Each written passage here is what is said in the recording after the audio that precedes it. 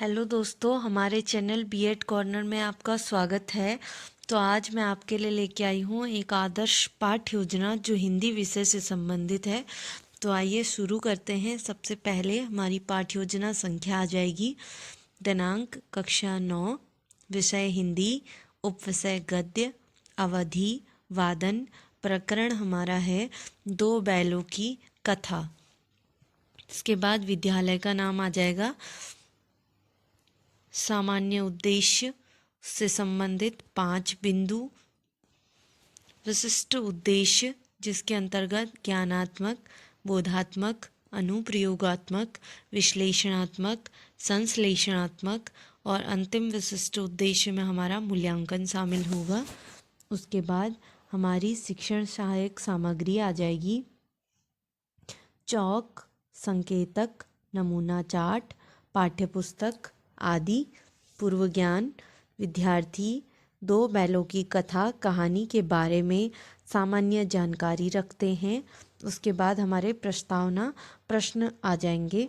तो पहला प्रश्न, गेहूँ, चावल, मक्का क्या कहलाते हैं? तो बच्चे उत्तर करेंगे अनाज। दूसरा प्रश्न, अनाज हमें कहाँ से प्राप्त होता है? तो खेतों से। तीसरा प्रश्न, खेतों में अनाज कौन उगाता है? किसान। चौथा प्रश्न, किसान किसकी सहायता से हल चलाता है? तो बच्चे उत्तर करेंगे बैलों की सहायता से। पांचवा प्रश्न, दो बैलों की कथा कहानी से आप क्या समझते हैं? तो यह बच्चों के लिए समस्यात्मक प्रश्न हो जाएगा जिसका उत्तर अस्पष्ट रहेगा। उसके बाद हमारा उद्देश्य कथन आ जाएगा। आज हम दो बैलों की कथा कहानी का विस्तार पूर्वक अध्ययन करेंगे। उसके बाद हमारी जो कहानी है, कहानी के कुछ भाग को हम 2 सोपानों में विभक्त करके एक कलर्ड पेपर पे अपनी कॉपी में इस प्रकार से लगाएंगे। ये आपको देख सकते हैं आप इजीली। अब मैं आपको ये कहानी का हमने कितना हिस्सा लिया है उसको पढ़कर बताती हूँ। तो सोपान 1, पहला सोपान है हमारा। झूरी कांची के दोनों बैलों के नाम थे हीरा और मोती। दोनों पछाई जाति के थे, देखने में सुंदर, काम में चौकस, डील में ऊंचे। बहुत दिनों साथ रहते रहते दोनों में भाईचारा हो गया था। दोनों आमने सामने या आस पास बैठे हुए एक दूसरे से मूक भाषा में विचार विनिमय करते थे। एक दूसरे के मन की बात कैसे समझ जाता था हम नहीं कह सकते। अवश्य ही उनमें कोई ऐसी गुप्त शक्ति थी जिससे जीवों में श्रेष्ठता का दावा करने वाला मनुष्य वंचित है। दोनों एक दूसरे को चाटकर और सूंघकर अपना प्रेम प्रकट करते थे। तो ये हमारा पहला सोपान है। इसी प्रकार से हमारा दूसरा सोपान आ जाएगा। कभी कभी दोनों सींग भी मिला लिया करते थे, विग्रह के नाते से नहीं, केवल विनोद के भाव से, आत्मीयता के भाव से। जैसे दोस्तों में घनिष्ठता होते ही धौल धप्पा होने लगता है। इनके बिना दोस्ती कुछ फुसफुसी, कुछ हल्की सी रहती है जिस पर ज़्यादा विश्वास नहीं किया जा सकता। जिस वक्त ये दोनों बैल हल या गाड़ी में जोत दिए जाते और गर्दन हिला हिला कर चलते, उस वक्त हर एक की चेष्टा होती थी कि ज़्यादा से ज़्यादा बोझ मेरी ही गर्दन पर रहे। दिन भर के बाद दोपहर या संध्या को दोनों खुलते तो एक दूसरे को चाट चूट कर अपनी थकान मिटा लिया करते। नाद में खली भूसा पड़ जाने के बाद दोनों साथ उठते, साथ नाद में मुंह डालते और साथ ही बैठते थे। एक मुंह हटा लेता तो दूसरा भी हटा लेता था। तो ये हमारे सोपान थे।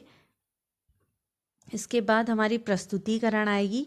प्रस्तुतिकरण की सूची कुछ इस प्रकार से बनेगी, आप देख सकते हैं। ये हमारा जो टीचिंग हुई थी जिसमें एग्जामिनर आते हैं बाहर से, तो वो वाला प्लान है। तो इसमें आपको बिल्कुल कोई भी गलती देखने को नहीं मिलेगी। तो आइए देखते हैं प्रस्तुतिकरण में। प्रथम सोपान के लिए आदर्श वाचन है। तो पहला आदर्श वाचन हो जाएगा। छात्र अध्यापक छात्रों को उचित गति, आरोह अवरोह, स्पष्ट शब्दों में विराम चिन्हों का ध्यान रखते हुए आदर्श वाचन कराएंगे। पठन विधि का प्रयोग होगा। दूसरा, उच्चारण अभ्यास। उच्चारण में कठिन शब्दों का उच्चारण कराएंगे, जैसे पछाई, मूक, भाईचारा, सूंकर, विनिमय, श्रेष्ठता। और जो ये हमारे उच्चारण अभ्यास वाले शब्द होंगे, इनको श्यामपट्ट पे लिख के भी बताया जाएगा। तो ये हमारा जो उच्चारण अभ्यास वाले शब्द हैं, उनको श्यामपट्ट में इस प्रकार से लिखेंगे। तो उसका मिनिएचर हो जाएगा, ये उच्चारण विधि का प्रयोग होगा। उसके बाद अनुकरण वाचन, फिर से वाचन कराया जाएगा, अनुकरण विधि का प्रयोग होगा। चौथा कठिन निवारण, इसमें कठिन शब्दों का प्रयोग, कठिन शब्दों का अर्थ बच्चों द्वारा लिया जाएगा।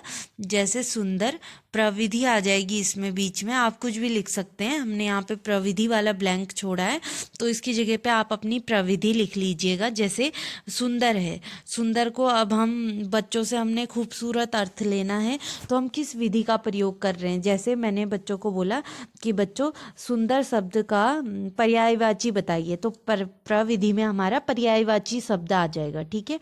तो जैसे सुंदर का अर्थ हो जाएगा, तो बच्चे सुंदर का पर्यायवाची क्या बताएंगे, खूबसूरत, प्यारा, या जो भी उनको लगता होगा उसके हिसाब से फिर हम उसका अर्थ लिखेंगे।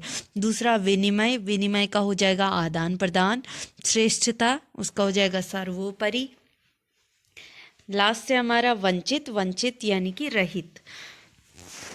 और इन शब्दों को हम श्यामपट्ट पे इस प्रकार से लिखेंगे, और अर्थ जो भी बच्चे करेंगे वो अर्थ भी लिखा जाएगा उसके साथ साथ। उसके बाद हमारा मौन वाचन होगा। छात्राध्यापक सभी छात्रों को मौन वाचन करने का निर्देश देंगे, मौन विधि का प्रयोग होगा। और जो ये कठिन निवारण है, इसके आगे प्रश्नोत्तर विधि लिख लीजिएगा, क्योंकि हम बच्चों से प्रश्न ही करेंगे एक बात से कि सुंदर का अर्थ बताइए, तो वो एक प्रश्न हुआ, तो इसके आगे प्रश्नोत्तर विधि लिख लीजिएगा। विचार विश्लेषणात्मक प्रश्न में हमारा पहला प्रश्न आ जाएगा, दो बैलों की कथा पाठ के लेखक कौन है, तो बच्चे उत्तर करेंगे मुंशी प्रेमचंद हैं। दूसरा, झूरी के दोनों बैलों का नाम क्या था, तो दोनों बैलों का नाम हीरा और मोती था। प्रश्नोत्तर विधि का प्रयोग। और ये हमारे चार्ट का मिनिएचर है जो हमने फाइनल टीचिंग में यूज़ किया था, हमने इसी पिक्चर को अपने चार्ट पे बनाया था। तो उसके बाद हमारा मूल्यांकन प्रश्न आ जाएगा, झूरी के बैल कौन सी जाति के थे। तो बच्चों ने जो कहानी में सोपान जब हमने लिखा ना, तो वहाँ पे जो बच्चों ने पढ़ा होगा वो उत्तर करेंगे। तो ये हमारा प्रथम सोपान के लिए प्रस्तुतिकरण हो गई। उसके बाद ये हमारी द्वितीय सोपान के लिए प्रस्तुतिकरण आएगी कुछ इस प्रकार से। तो देखिए, आदर्श वाचन हो जाएगा, पठन विधि का प्रयोग, उचित आरोह अवरोह में ध्यान चिन्हों का ध्यान रखते हुए आदर्श वाचन कराएंगे। अभ्यास प्रश्न में आ जाएगा हमारे कठिन शब्दों का अभ्यास जो कराएंगे। पहला विग्रह, दूसरा आत्मीयता, विश्वास, चेष्टा, घनिष्ठता, संध्या। और इन्हीं उच्चारण वाले शब्दों को हम श्यामपट्ट में भी लिखेंगे, उसका मिनिएचर ये हो जाएगा। उसके बाद हमारे अनुकरण वाचन करेंगे। छात्राध्यापक छात्रों को उचित आरोह अवरोह गति स्पष्ट शब्दों में विराम चिन्हों का ध्यान रखते हुए अनुकरण वाचन कराएंगे। अनुकरण विधि का प्रयोग, कठिन निवारण आ जाएगा, उसमें कठिन शब्दों को अर्थ बच्चों से लिया जाएगा प्रविधि का यूज करते हुए। विग्रह झगड़ा विवाद, चेष्टा कोशिश, संध्या साम, आत्मीयता अपनापन। तो ये हो जाएंगे, इनको भी हमने बोर्ड पे लिखना है, उसका ये मिनिएचर है। उसके बाद मौन वाचन, छात्र अध्यापक सभी छात्रों को मौन वाचन करने का निर्देश देंगे, मौन विधि का प्रयोग। उसके बाद हमारा अंतिम आ जाएगा विचार विश्लेषण प्रश्न। पहला प्रश्न, दोनों बैल अपनी थकान कैसे मिटाते थे, तो हो जाएगा एक दूसरे को चाट कर। दूसरा प्रश्न, नाद में क्या पड़ता था, खली व भूसा पड़ता था। प्रश्नोत्तर विधि का प्रयोग। उसके बाद हमारे मूल्यांकन प्रश्न आ जाएंगे। तो प्रश्न है हमारा, कभी कभी दोनों सींग क्यों मिला लिया करते थे।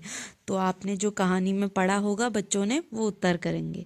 ये हमारी हो गई प्रस्तुतिकरण। इसके बाद हमारा आ जाएगा लिखित एवं निरीक्षण कार्य।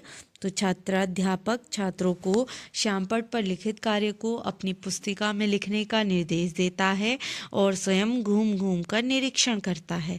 उसके बाद हमारी पुनरावृत्ति प्रश्न आ जाएंगे।